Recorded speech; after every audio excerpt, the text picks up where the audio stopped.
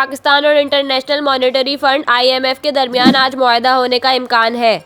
ज़राए का कहना है कि गुज़िश्ता रोज़ वज़ीर ख़ज़ाना इसहाक़ डार से IMF मिशन चीफ़ की वफ़द के हमरा मुलाकात हुई।